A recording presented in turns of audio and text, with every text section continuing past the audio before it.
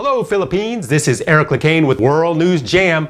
We bring you the most interesting stories from around the world each week. We just don't give you the news, but we tell you the story behind the news, as well as read and answer your questions in an entertaining and easy to understand way.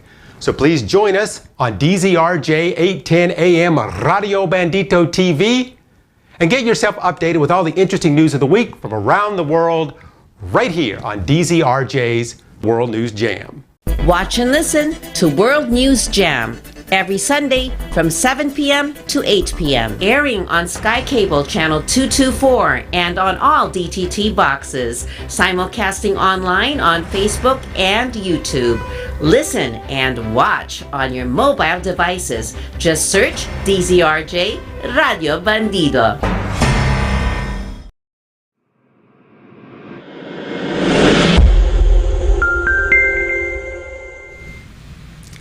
Hello Philippines and welcome to the World News Jam right here on DZRJ and RJ TV. My name is Eric Lecain and I'm joined as always with the lovely Miss Lali Tolentino. Hello. You know, Lali, let me ask you something. What? Did you feel the earthquake?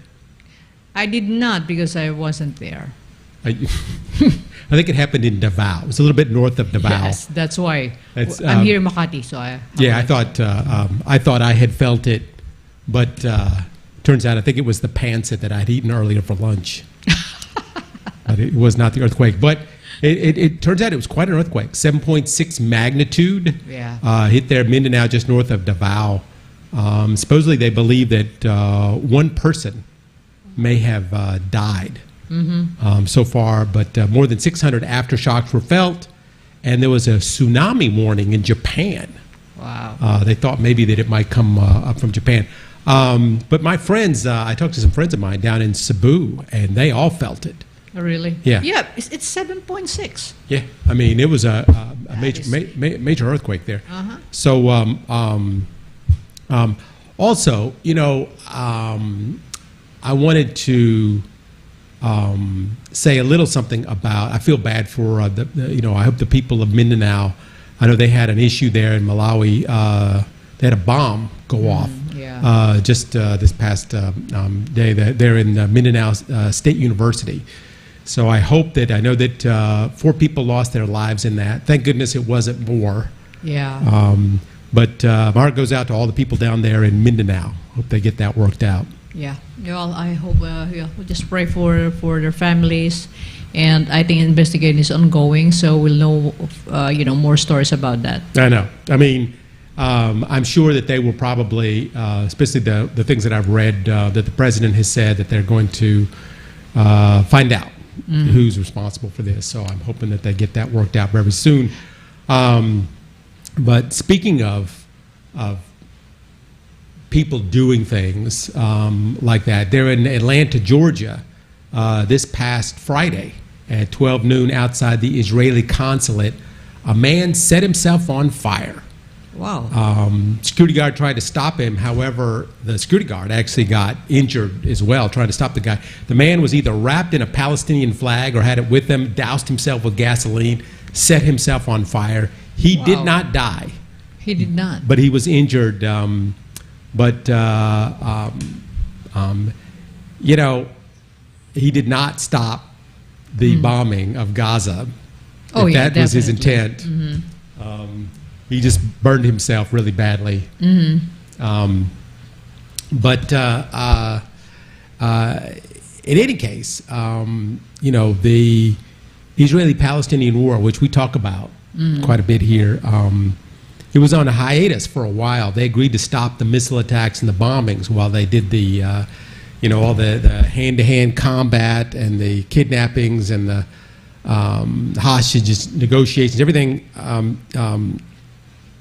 while they were trading the hostages. At one point they gave, Israel was saying, for every 10 hostages you give us, we will stop bombing you. The problem was that the Palestinians ran out of hostages after a while. So they traded for a while all the high-valued hostages until there are mostly men left. And as soon as the Israelis realized this, the bombing went right back to normal. Yeah. Yeah. The minute that they had negotiations had fallen down, there were no more hostages to give up. They finally went right back to where they were before, and some people say it's even worse now. Wow. We really don't know yet what's coming, because after they stopped the truce the other day, I mean, when they start bombing again, a lot of people are saying that, you know, if they were able to stop it for a while, for a few days and all that, they can do it. But, you know, of course, Hamas has a different, you know, thinking of this, because they want more. I don't know what they want. Okay, so now the the Israelis, they know what they're doing. So that's why the politics come in. Even, you know, let's see. I mean, even the president of the United States is having a headache. You know, talking to, of course, the prime minister and everything, because they want to resolve the problem. Especially, you know, there are Americans still, I think. Still, there are American hostages still there. I mean, the question, I guess, has to be, you know, will this conflict ever be resolved, or will it go on until all the Palestinians in Gaza are completely extinguished? You know, and the question I have to ask is, if the Israelis do kill everyone, will the Arab nations surrounding that area be okay with that?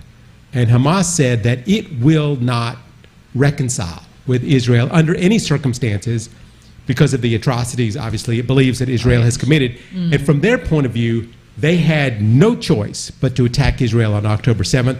And on the other side, you have the Israeli hardliner conservative right-wing leaders who say, we will not stop until all of Hamas is dead. And they say, we have no choice.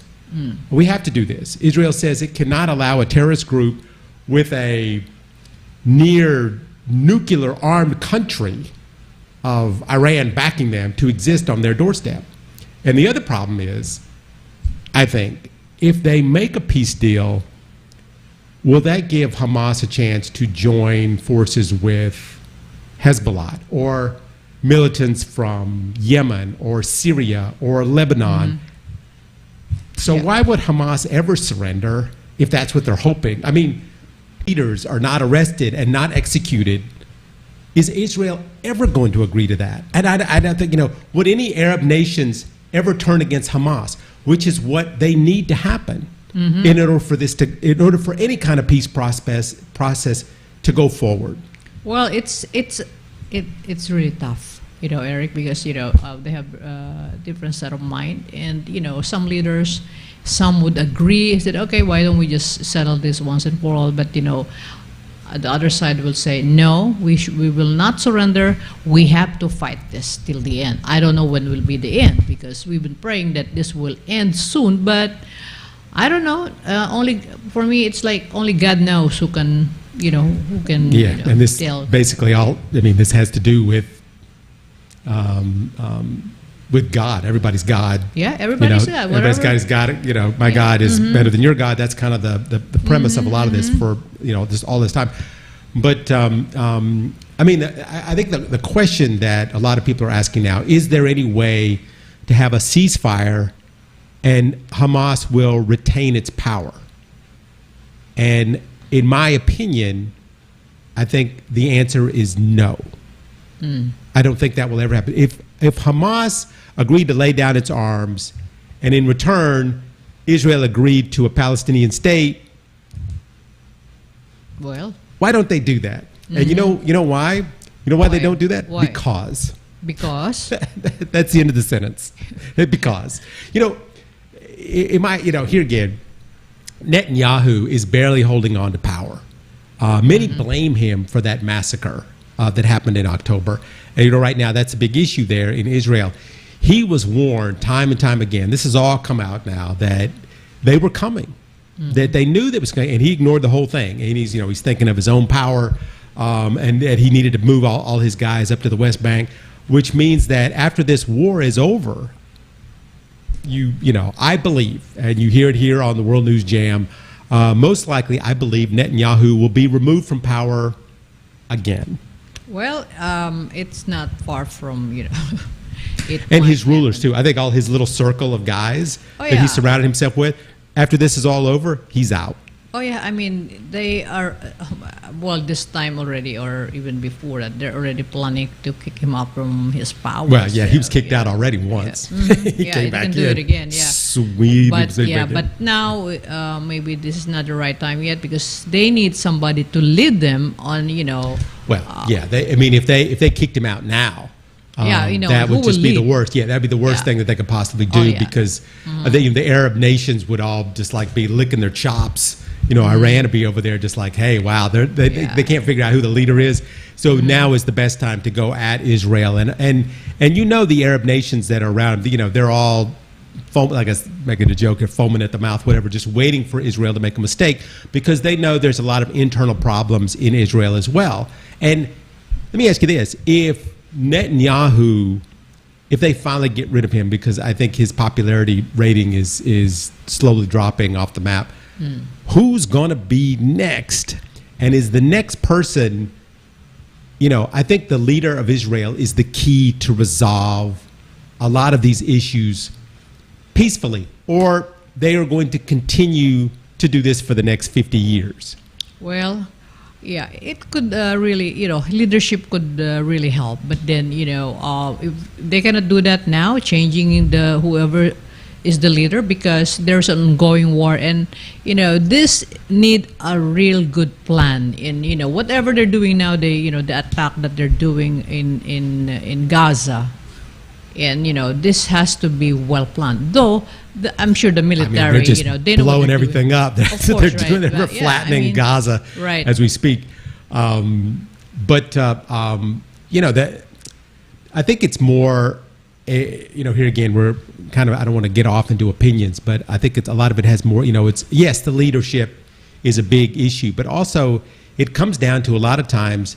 Do the people want war? Do the people on the Israeli side and the Palestinian side, do they want to be, at war right now? And you would think that a lot of these very poor people in Palestine, they're tired of getting bombed every single day. The Israelis, they're all sick of this whole thing. But honestly, a lot of them do want war. You would think that most of them wouldn't, but I think, a lot of them do because they have been, on both sides, have been told since birth that these people over the border, on the other side of that wall, they want you dead. Yeah. And the only way you can stay alive is you have to kill them first. Yeah, like I said before, it's really their forefathers or their grandfather told them that we hate them because they killed your grandfather, so we have to retaliate. We have to do this. So they have that in mind and heart that they need to do something. This is like, putting people together, fight them, kill them. Yeah. So for us to be able to, that's what they're thinking. So now, when will this end? For me, it will not end soon. Well, the interesting thing that I think, and I've really been studying this thing since it started. You think it looks like when you look at the map and you see the Arab nations, and let's say they're all in red, and then Israel is in blue. Israel is this big; it's like tiny little sliver of land there. Yet they have an enormous amount of power in the region. I mean, because basically they have the biggest bombs, they have the biggest guns. Mostly that because of the United States, but as we have seen. You think that all these Arab nations are against this one place, but it didn't actually come out that way. When this war started, not all the Arab nations automatically sided with Hamas, which I think a lot of people thought it was. Saudi Arabia did not jump to Hamas's back. And they're still trying to decide because before this whole thing happened, they were pursuing deals with Israel. And, Saudi Arabia is all about the cash. And they really wanted this thing, all these deals and things they're working on. And now all of a sudden in the middle of it, Hamas does this, insane thing that they did in October, killed all these Israelis. And of course the Israelis are going to retaliate and, it's going to go back and forth. There is no way I think that they are going to be able to take out all of Hamas. it's going to take them years to do this, unless some of the other Arab nations side with Israel. And, you know, it sounds crazy when I say it, but I think that that is going to be the final, you know, straw that broke the camel's back, is some of these countries like Saudi Arabia that were really trying to work out some deals and things that were going on, you know, with Israel. I don't think they're going to back Hamas like Hamas may think that the entire Arab world is going to back them. Well, we'll just have to wait. I'm just saying. That's my thought. And once they get rid of Netanyahu, and he's out, I believe. Now here again, on the World News Jam today, we'll talk about this again in a couple of months. But I think once Netanyahu is out, I think a lot of other Arab nations will start to come in and go, you know what, Hamas, maybe this wasn't such a good idea. Maybe there's a better way of doing this other than destabilizing the entire region. And a lot of that's going to have to do with whoever they put in power. And if they put another one of these right-wing hardliners in power in Israel, we're going to fight for the next 50 years and nothing's ever going to get resolved. Okay, Eric, maybe they need me. I will put all the Tolentino to come and negotiate a peace deal. Let me negotiate, and so these people will just stop fighting. Nobody will, I don't know. I don't want to see this again. Yeah, I mean, it's a touchy situation in the Arab world right now. It's really touchy because you can't, if you come out and you say, we support Hamas, then you're going against the world. Oh, yes, But if you come out and you say, well, we support Israel, well, you can't do that. Same thing. Yeah, it's just the same thing. It goes back and forth. It's a tightrope that a lot of these countries are having to walk there in the Arab things. And you've got, other places I think are going to have to get involved, besides, Qatar and Egypt. And, Turkey, is still the unanswered question. Some of these countries that have massive militaries. And Iran knows this, and Iran is watching, and they're playing little games with the United States on who's going to do what. But unless this is going to escalate into a massive, complete destabilization of the entire area, then I think these countries like Saudi Arabia are going to have to step up and say, okay, listen, maybe we don't support the Jewish state, but we can't support this terrorist group as well. Because, Saudi Arabia, they got to look at other things like, they're worrying about their bottom line. I mean, that's what Saudi Arabia, they're thinking about the cash. And I think that they're a little like, if this would not have happened, this is where we would be. But because this happened, now we're stuck back down where we were before the deal started. Oh, well. So. No more comment, Eric. Anyway, that's my 2 cents, because we're probably going to be coming at this again for a while. Now, like I said, there are wars going on in the world. There is, Russia and Ukraine war. And you notice how much we really talk about that. Not so much, because it's kind of gotten like the same, over and over, which is what will happen. This is what happened before in the Israeli conflicts before. In the beginning, everybody's focused on it, everybody's excited about it. Then after a couple of months, people are like, okay, let's talk about Donald Trump again. So I think that's probably what's going to happen. But for the meantime, until these hostages are dealt with, and there's a lot of them. We think that they gave over a whole bunch of hostages. They just gave over the women and children. The men are still there. And there's it's 150 something. They think there might be close to 200 left. Yeah, because they need a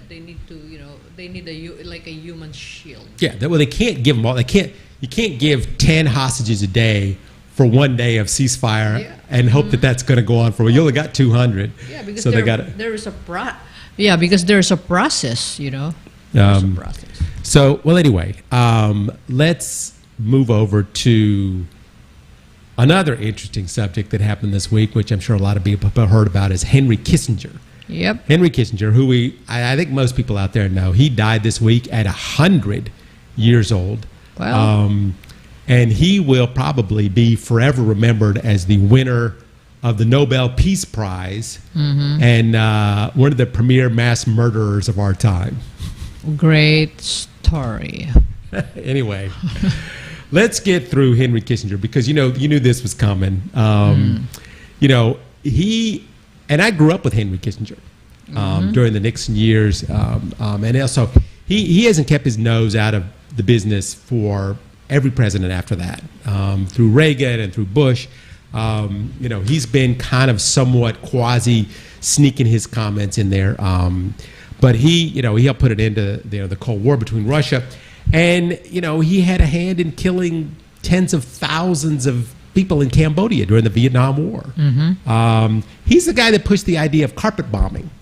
He personally approved 540,000 tons of bombs to be dropped on Cambodia in just the first year of that war. And the funny thing about that, none of it's funny, but the intended effect ended up having the opposite of what they intended, because the Khmer Rouge actually emerged out of the dust and went on to do all kinds of really horrible atrocities there in thing. But Kissinger is well known for supporting the Islamabad forces to commit genocide against the Bengali population in East Pakistan. The U.S. Diplomats, they warned the administration what was going to happen if Kissinger approved shipments of weapons to perpetuate it. Anyway, he gave the go-ahead in Indonesia. I'm going to go through a few of these things. Indonesia, the invasion of East Timor. It's believed that 1/5 of the country's entire population died during that occupation.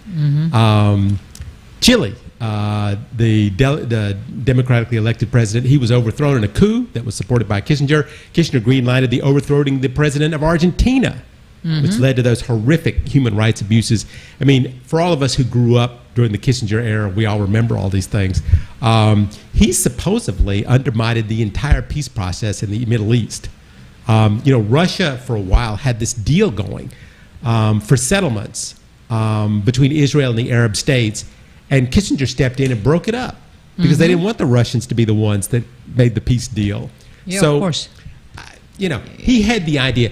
Kissinger, if you remember, he had the idea. Now, this is much later, after his time with Nixon and Reagan was over. He had the idea of carpet bombing Iraq. He's the guy that was the architecture, they say, for the shock and awe campaign, in which he ordered the bombing of civilians. So, during the time of Nixon, they say that Kissinger was responsible for something like 3 to 4 million deaths around the world.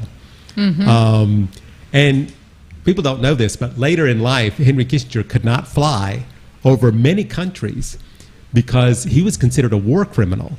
And if the plane ever had to land, he would be arrested. So he could not fly over a bunch of different countries. And of course, the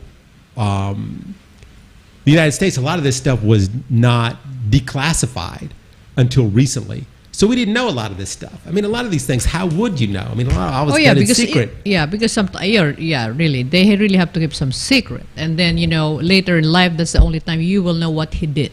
And now everything is coming up because of, now he died. So all the stories will come out. So we will hear more probably. It's after his death, it's like, wow, look at this. Look what he did. Like, yeah, we're pulling out all these documents. Like, look at all these things that he did. And, he was celebrated. He won the Nobel Peace Prize for bringing the Vietnam War to an end. Was he really the reason why the war ended? It wasn't that long ago where these documents released that it was discovered that he sabotaged the peace talks between the U.S. and the Viet Cong by personally passing confidential intelligence to the South Vietnamese government to blow up the peace process in Vietnam. So the war lasted 9 years. A lot of it, as they say, because of these documents that have come out, is because of Kissinger. Yeah. That's why it lasted so long. And yet he got the Nobel Peace Prize for ending the war. Well, okay. So, of course, they will be looking for, before you get a Nobel Prize, they get to know more information about the person. And then, of course, whatever they're seeing, like, oh, he did this, he did this. Okay, now he's the winner. So now, after he got it, and now he died. Now everything is coming out already. I mean, it's anybody can nominate you for a Nobel Peace Prize. I will nominate you, Eric. I know what you're doing. Donald Trump was nominated for the Nobel Peace Prize. He didn't make it. He didn't win, but in fact, he wasn't even considered. But some guy over in some foreign country who needed Trump to help him with something nominated him because he thought he could get Trump to help with something. But Eric, I have a question about. Okay, let's just pause for a little bit because I don't really believe on those kind of getting somebody giving a prize or some recognition because. Like for example, in that case, so because maybe I'm in my mindset is that, what if that person who's nominated to get that kind of award paid them because I know everything has been I don't think that happens. I don't in the Nobel Peace Prize. I don't think people. Maybe if you look at the people that have won, most of them are not rich. A lot of people that have won the Nobel Peace Prize are not rich. I guess it's possible you could think, well, a government official or somebody paid off to make sure that this person win. But if you look at the past winners of the Nobel Peace Prize, that's a tough one. That's a tough one to say that anybody is paid. I know sometimes in the Philippines in these beauty contests. Oh yeah, well you can get paid. Yeah, I mean a lot of award giving body is a money making. It's a money making. Yeah, it's a money thing. But I don't know if the Nobel Peace Prize is that yet. Yeah, I'm not really sure. But what I'm saying is that what if now because before like you said before you even get that kind of prize, they need to check the background, what you have done, the good things that you have done. Of course, everything will be covered up. Even if you did something really bad, it will be covered up. So when they don't say anything, you're qualified. So they will just... Well, I mean, looking at the people that have won the Nobel Peace Prize in the last 50 years, most of them, I think, were pretty qualified. I mean, Kissinger, we're going back a long time ago, back in the 70s, but we didn't have the kind of record keeping that we have now. I mean, we had to have the internet and all these kind of things. But, one of the things that, Kissinger did, what he did do was he was the forefront in stopping or ending the Vietnam War. Basically, the United States, they couldn't, it was going horribly for the U.S. And a lot of it was because of him. So he was the guy that orchestrated the ending of the war. So they gave him the Peace Prize because he created peace between the Vietnamese and the rest of the Western world. And then years. But here again, that was a tricky one because we're looking at a Secretary of State of the most powerful country in the world being nominated, and at the time. He was a celebrated person because we didn't know all these things. Now, I don't know. I mean, looking at the people that have won in the last 50 years, I don't know. I mean, most of them, I believe, did deserve this. But it's just one of those, hypocritical things that has come out 30, 40 years later, especially in times of war. I had no idea for years and years that Kissinger was responsible for the carpet bombing in Vietnam, that they particularly wanted to bomb civilians, and they killed millions of people just living just on the countryside by these massive, the type of bomb which they banned now, napalm, which you can't use anymore because it's so horrific, and they're just laying out these massive carpet bombings things, this idea that he came up with. So, and these, the overthrowing of the governments and all these things that he has done. And it's just slowly coming out over the world. So now, in that particular case, it's just one of those things where now that he has passed away, I'm sure a lot of it's going to come out now. They're going to declassify a lot of stuff. All right, we'll wait for more. We'll wait for more. Speaking of declassifying, the Me Too movement that we spoke about over the years has had a milestone happen here in this past week. This week, what ended was the New York special law that went into effect, which was called the New York Adult Survivors Act. And the reason I want to bring this up is because I think this is such an interesting story. And our show really is all about the interesting news that happened this week. And this is just a fascinating thing. And it allows women to sue men that have allegedly committed sexual assaults against them even 30 years ago. So, there's a statute of limitations that runs out for sexual assault. I think it's 20 years. But after this whole Me Too movement came out, the New York government, their legal system, decided to enact this thing that said women could sue, even though the statute of limitations has already gone out. They could bring a civil suit against their assailants. So as the deadline wound down, the number of lawsuits, of course, shot through the roof. It's kind of crazy because many of these guys, I think they thought they were off the hook for years, and then all of a sudden, because of the statute of limitations, and then all of a sudden now all these women are making cases against them. But what that law did, what they did was they gave them 1 year. You get 1 year to make your case, and no matter when the assault happened. So now, just to be clear, these are women against men, but a man could also file a case against a woman. I'm just saying, or a man against a man for a sexual assault. Anyway, over 3,000 lawsuits were filed during that time. 3,000 lawsuits? 3,000 lawsuits. Wow. Some of the lawsuits were even filed against men who were dead. Wow. So they really? were filed against his estate for assaults. Yeah. So I don't know how they would take that to court because he can't defend himself. Yeah, because he's dead. But anyway. But now, of course, there's a similar law going on in California, which gives people to the end of this year to file suits. So Jamie Foxx, Axl Rose, Steven Tyler, L.A. Reid, the mayor of New York, Sean Diddy Combs, all have possible lawsuits against them for sexual assault. And before I get you to comment, I wanted to talk about, because P. Diddy is one of the more interesting cases, as we were going to talk about this last week. He was 3-time Grammy winner, and he just settled a case with singer Cassie Ventura, and she had that #1 hit, Me and You. Anyway, this all stems from the allegation that he raped her and abused her, physical abuse for all this time, supposedly back a long time ago when she was a young superstar. According to her, he was prone to uncontrollable rage, and according to the suit, he subjected her to savage beatings and punched and kicked and stomped her, made her take drugs, have sex with other men while he pleasured himself, and filmed the whole thing. I mean, it's really something. And she tried to end the relationship with him, and he forced her into his Los Angeles home, and he raped her. And then there was this case, and after it was filed, supposedly she asked for $30 million. Okay. This happened a long time ago when they were both very young. So here's what happened, which I think is just interesting.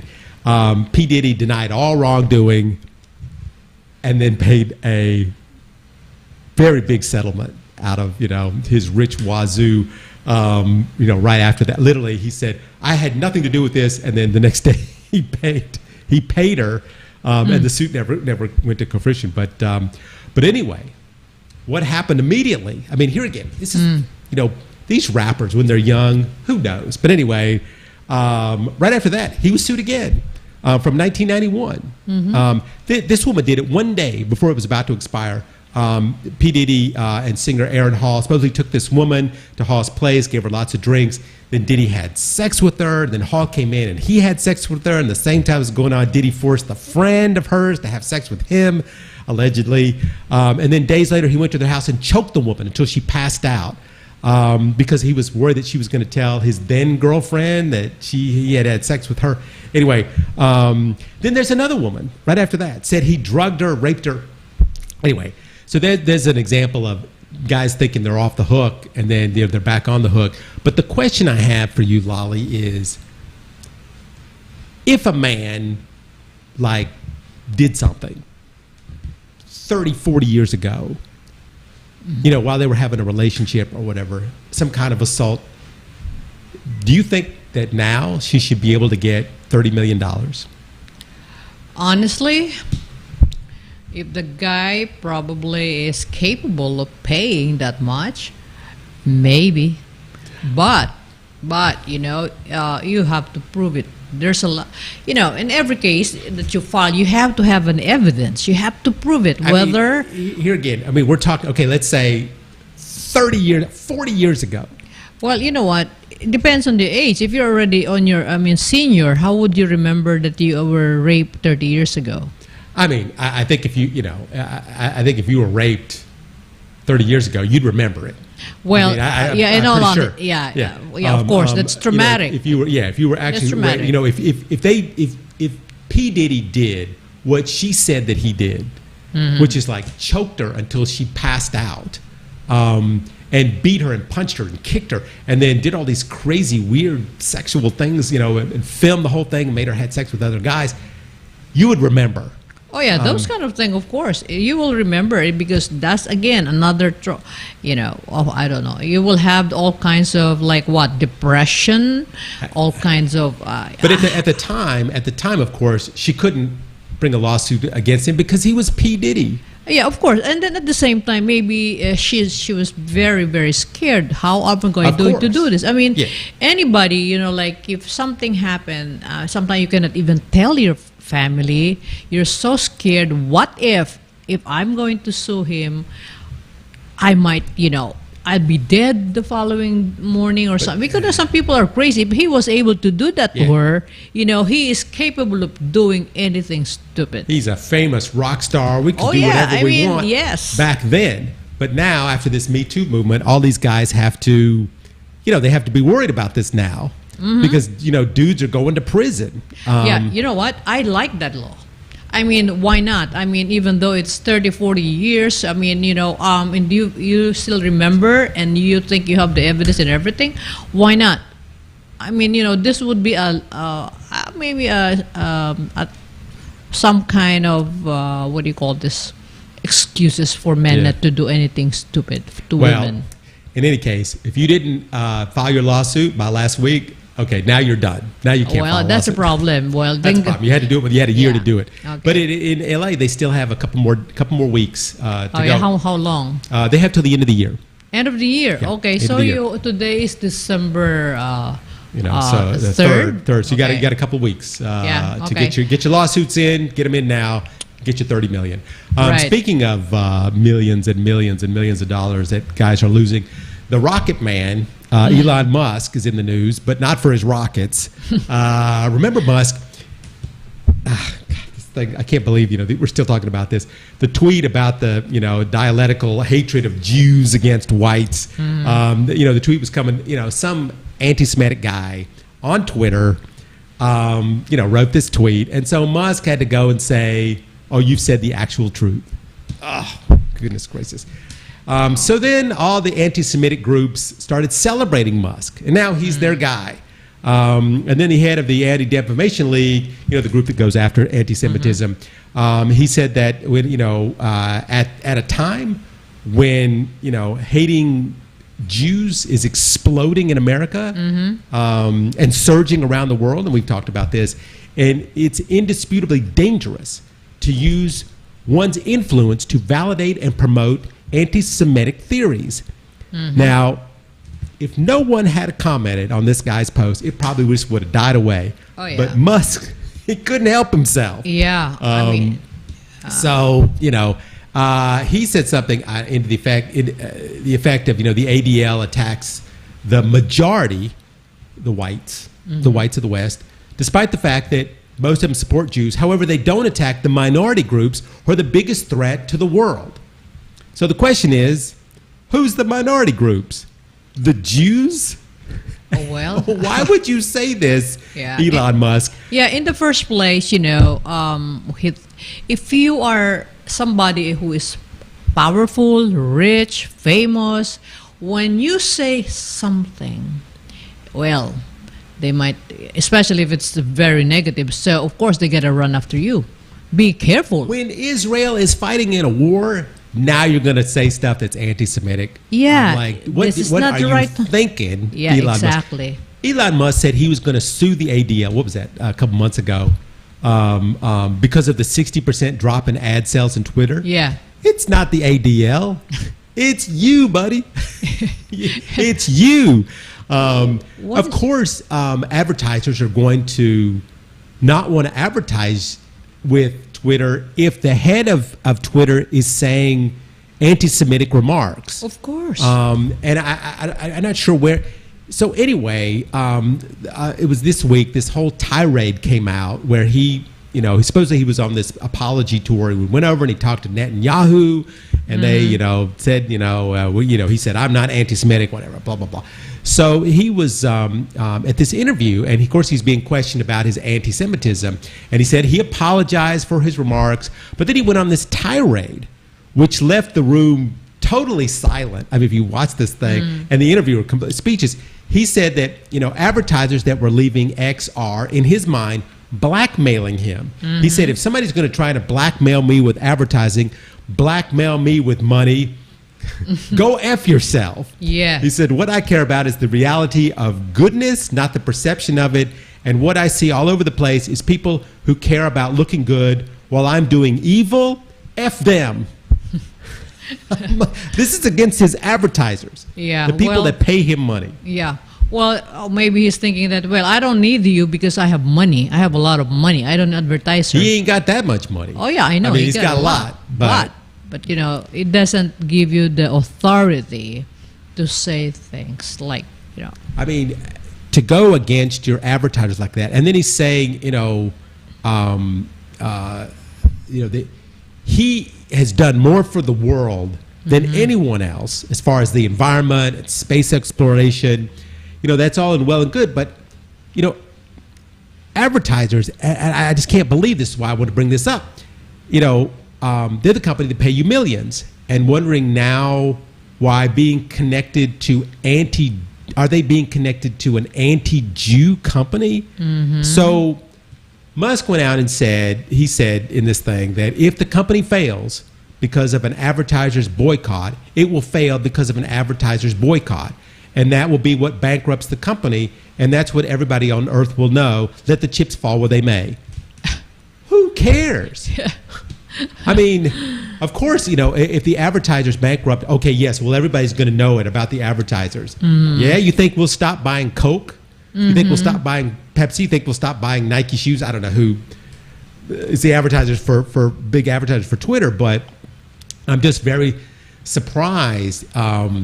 He's saying that the fault is not his if the Twitter goes bankrupt, but the fact that he has promoted the Great Replacement theory, which says that Jews are trying to ethnically cleanse the whites out of existence, maybe that's what's driving the advertisers away. I'm just saying. Yeah, maybe because, if you're going to advertise, let's say you have a product, Eric, you want to advertise your, company to his company, let's say to Elon Musk, and this guy is saying this and that, would you? I know. Right? I mean, if you're saying that this guy who is saying all these anti-Semitic remarks is speaking the truth, man, if I put my product on your platform, maybe people won't buy my product because I'm on your platform, which is now an anti-Semitic platform. Yes, of course.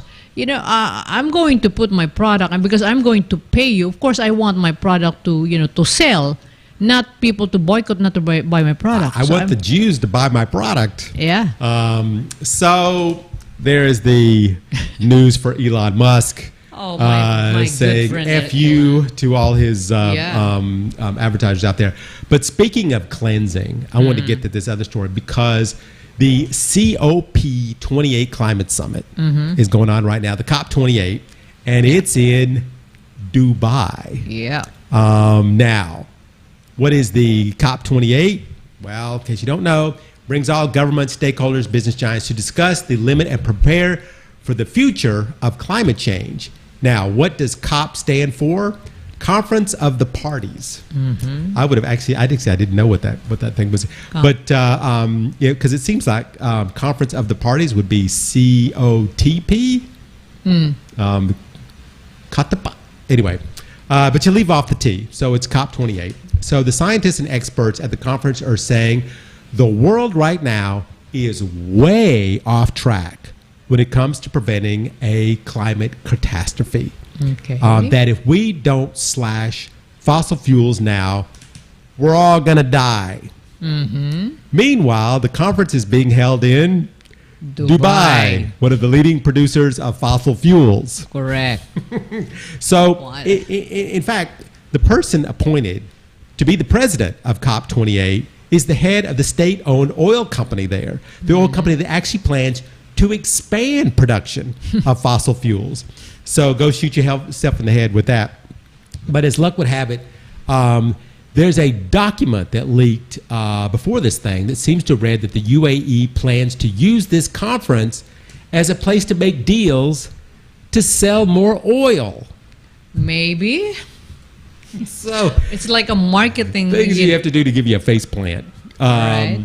But anyway, one of the biggest topics in the warming of the earth since we started using fossil fuel on large scale, the goal is to limit the temperature going up more than 1.5 degrees. We keep hearing that. We talked about this before, Lolly, about the 1.5 degrees, that what they're trying to do is they're trying to stop it from going above 1.5 degrees. The problem is the world is on track to hit 2.7 degrees by 2100. Now, we are not going to be around for that, but I know some people that probably will. And so there's a window that we have in order to stop that from happening. However, that window is almost closed.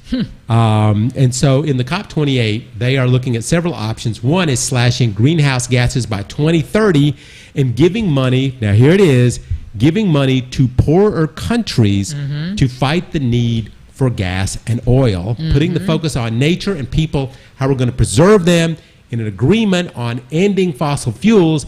That agreement most likely will not happen. Why is the that? EU is pushing for it. However, the Arab countries are never going to agree to this because they don't want, they don't want electric cars. Yeah.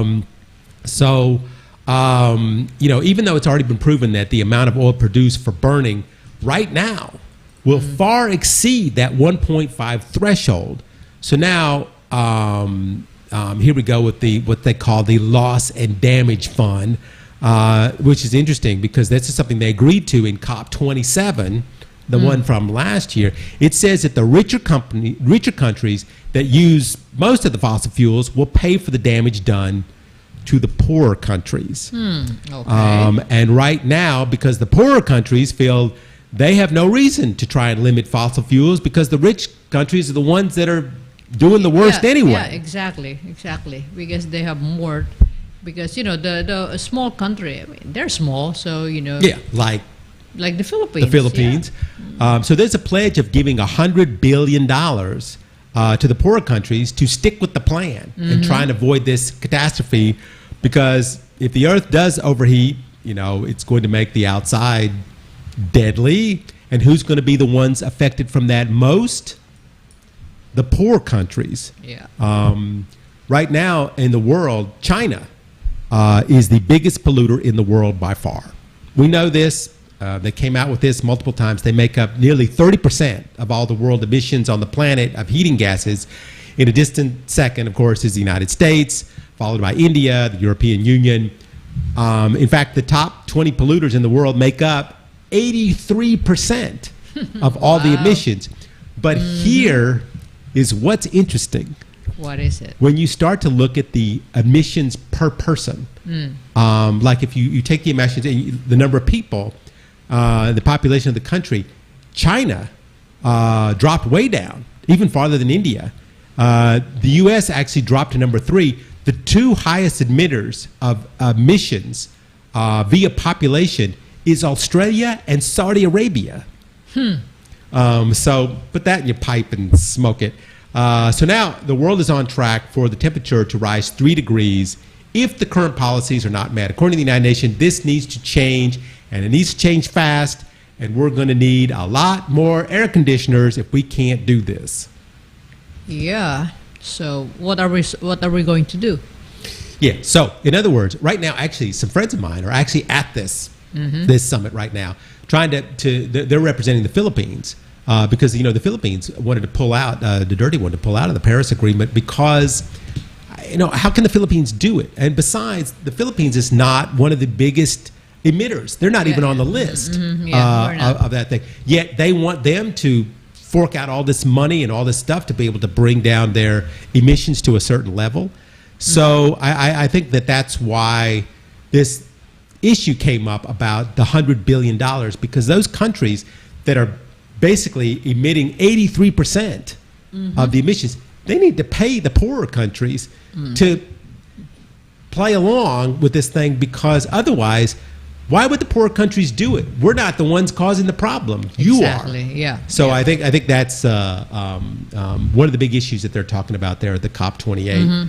Well, hopefully they can resolve this, and then like a small country like the Philippines, well, all they have to do is pass on the what they have agreed, and the knowledge that needed for us to be able to And I have to say, under the new administration, whether you like them or not, they're actually doing not such a bad job when it comes to admissions for the Philippines, and being able to, building systems, putting systems into place that are, that help in, the issues of greenhouse gases, because obviously most of that is coming from the Manila area. And there's all kinds of projects going on around the Philippines, a lot of them private companies, doing things to help the emissions issues that are in the Philippines. Even though the Philippines is not considered even in the top 20, or of course they're not going to be in the top 20. They're a small country, but they're a very populated country. And so I think that when you start to read these things, especially when the population versus admissions, when you start to look at those things, and you see that Australia, I know, is number 2. Or Australia is actually number 2, and Saudi Arabia is number 1. But and then you look at the actual emissions that are coming out, and you look at China's circle. They did this with circles. And their circle was one of the biggest circles.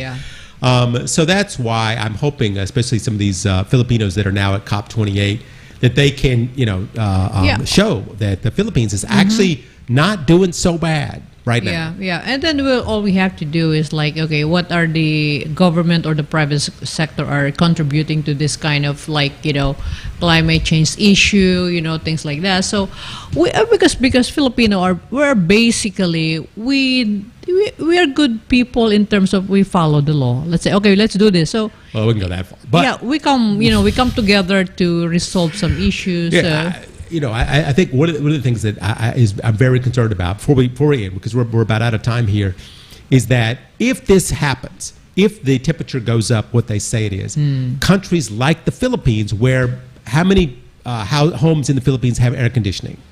Not much. That many. Not that many, especially when you get down in the provinces. Nobody has air conditioning. And in some places, if it goes up, the temperature they say, well, people will adjust.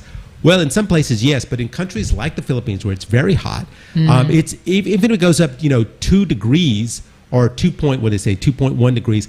That's a lot. That's a lot in a country like the Philippines. So, in any case, I hope that those representatives in the Philippines, there in Saudi Arabia, in Dubai rather, that they can get this worked out. But meanwhile, here at home, we are surviving here on the World News Jam on DZRJ and RJTV, but we are out of time. So for me, Eric Lecain, and Lolly Tolentino, thank you so much for joining us here on Sunday and listening to us talk about the most interesting stories going on around the world. We'll be back again next Sunday. So everybody, be safe out there, and we will see you next week. The views and comments of the hosts and guests are not necessarily those of the station. Hello there, RJ